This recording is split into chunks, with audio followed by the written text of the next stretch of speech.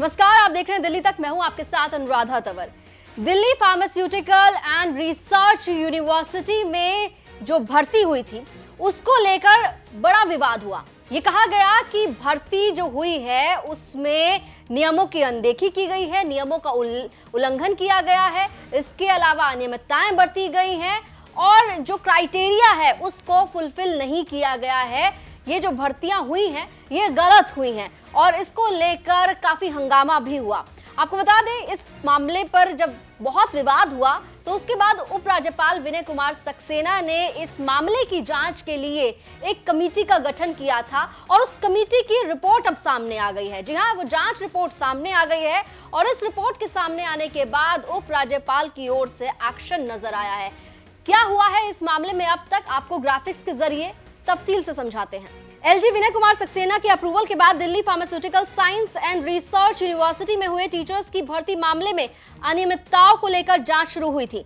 इस साल जून में इस मामले की जांच के लिए 3 अधिकारियों की कमेटी गठित की गई, जिसमें सतर्कता सचिव, डायरेक्टर और प्रोफेसर और दिल्ली टेक्निकल यूनिवर्सिटी के बायोलॉजिकल हेड को शामिल किया गया।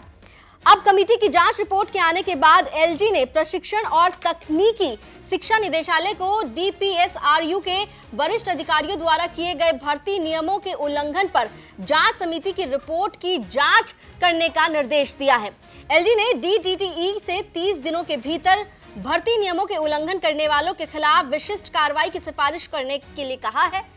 डीपीएसआरयू के खिलाफ जांच समिति की रिपोर्ट में कड़ी टिप्पणियां की गई हैं, जिसमें आरोप लगाया गया है कि टीचिंग स्टाफ की भर्ती के चयन में हेराफेरी की गई है और अनियमितताएं बरती गई हैं। सतर्कता विभाग ने साल 2017 और 2019 में डीपीएसआरयू में आयोजित भर्ती प्रक्रिया में बड़ी अनियमितताएं पाई थी। तो Delhi pharmaceutical science and research university के भीतर जो प्रोफेसर हैं, असिस्टेंट प्रोफेसर हैं, जो फैकल्टी है, उसमें ये कहा गया कि उनकी भर्तियों को लेकर धांधली हुई है।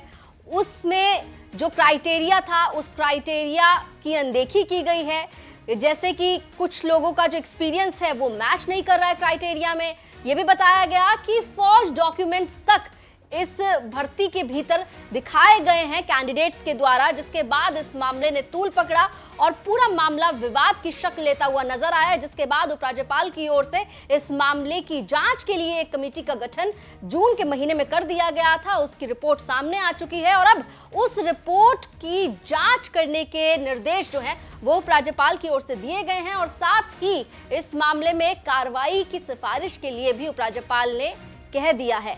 दिल्ली एनसीआर से जुड़ी तमाम खबरों के लिए आप देखते रहिए दिल्ली तक।